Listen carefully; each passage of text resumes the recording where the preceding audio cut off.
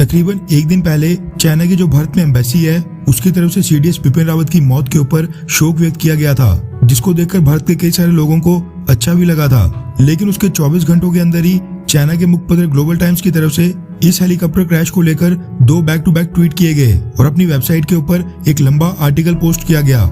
China के ये tweets और आर्टिकल सीडीएस बिपिन रावत के बारे में क्या बता रहे हैं वो सुनने के बाद आप में से कई सारे लोगों को गुस्सा जरूर आने वाला है।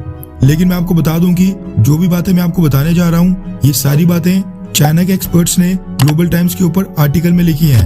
रेफरेंस के लिए ग्लोबल टाइम्स के आर्टिकल का स्क्रीनशॉट आपकी स्क्रीन के ऊपर है, जिसमें चाइना ने लिखा है कि इंडिया से आ रही मीडिया रिपोर्ट्स स्पेकुलेट कर रही हैं कि मी-17 हेलीकॉप्टर क्रैश का पॉसिबल कारण फॉगी वेदर, मैकेनिकल फेलियर या फिर नीचे उतरते वक्त रॉन्ग हाइट अटेन करना हो सकता है।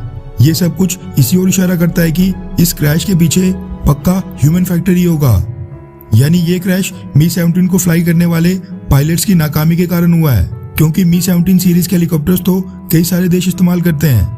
चाइना इस तरफ इशारा कर रहा है कि इस हेलीकॉप्टर क्रैश के पीछे पक्का भारत के पायलट्स की गलती होगी, ना कि रशिया के मी-17 सीरीज के हेलीकॉप्टर्स की। काफी सारी बिना फालतू की बकवास के बाद 8th पैराग्राफ में लिखा गया है कि लूज और अनडिसिप्लिन कल्चर के लिए भारतीय सेना दुनिया भर में जानी जाती है। इंडियन मिलिट्री बहुत ही ढीली ढाली है, ना ही डिसिप्लिन में रहती है, और इंडियन आर्मी के ट्रूप्स यानी हमारे सैनिक किसी भी एसओपी यानी स्टैंडर्ड ऑपरेशन प्रोसीजर्स और रेगुलेशंस को नहीं मानते हैं।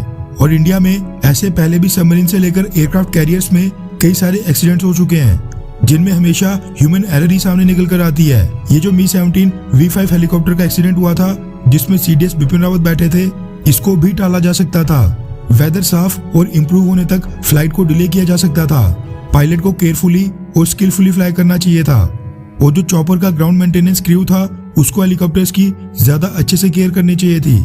चाइना ने कहा कि ये इंडियन मिलिट्री की जनरल प्रॉब्लम है, जिसमें इंडिया चाइना बॉर्डर के ऊपर स्टेशन ट्रूप्स भी शामिल हैं, यानी भारत चाइना की सीमा के ऊपर जो भी भारतीय सैनिक आज की डेट में तैनात हैं वो भी डिसिप्लिन में नहीं रहते हैं और चाइना को लगातार प्रोवोक करते रहते हैं। ग्लोबल टाइम्स द्वारा किए गए ट्वीट की बात करें तो रेफरेंस के लिए पहले ट्वीट का स्क्रीनशॉट आपकी स्क्रीन के ऊपर है, जिसमें चाइना ने सीडीएस बिपिन रावत को anti China top defence figure कहकर संबोधित किया है और कहा है कि बेशक सीडीएस बिपिन रावत अब इस दुनिया में ना रहे हों, लेकिन चाइना के साथ लगते दोनों देशों के बॉर्डर्स के ऊपर इंडिया का एग्रेसिव पोस्चर यानी आक्रामक तेवर अभी भी बरकरार रहेंगे। दूसरे ट्वीट का भी स्क्रीनशॉट आपकी स्क्रीन के ऊपर है, जिसमें चाइना ने लिखा है कि जो वेडनेसडे को भारत के chief of defence staff general Bipin Rawat की एक चॉपर क्रैश में जान गई, इस घटना ने इस चीज को एक्सपोज किया है कि यानी दुनिया के सामने लाकर रख दिया है कि इंडियन मिलिट्री में लैक ऑफ डिसिप्लिन और मिलिट्री प्रिपेयर्डनेस है, यानी हमारी भारतीय सेना के अंदर अनुशासन बिल्कुल नहीं है और युद्ध की तैयारियों में तो हम बिल्कुल पीछे हैं। चाइना के मुताबिक इससे इंडिया की मिलिट्री मॉडर्नाइजेशन को भी काफी भारी झटका लगा है, यानी भारतीय सेना की मॉडर्नाइजेशन में, क्योंकि सीडीएस बिपिन रावत ने एक अहम भूमिका निभाई थी। ऐसे में उनके जाने के बाद भारतीय सेना का मॉडर्नाइजेशन प्रोसेस अब काफी प्रभावित होगा। ये सब कुछ चाइना का कहना था।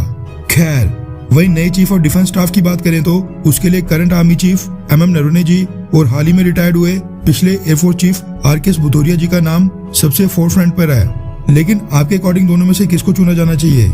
नीचे कमेंट करके अपनी राय जरूर बताएं। साथ में डिस्क्रिप्शन में मेरी इंस्टाग्राम ID के साथ इंडियन अफेयर्स चैनल के सोशल मीडिया लिंक्स भी मेंशन है, अगर आप चाहें तो फॉलो कर सकते हैं।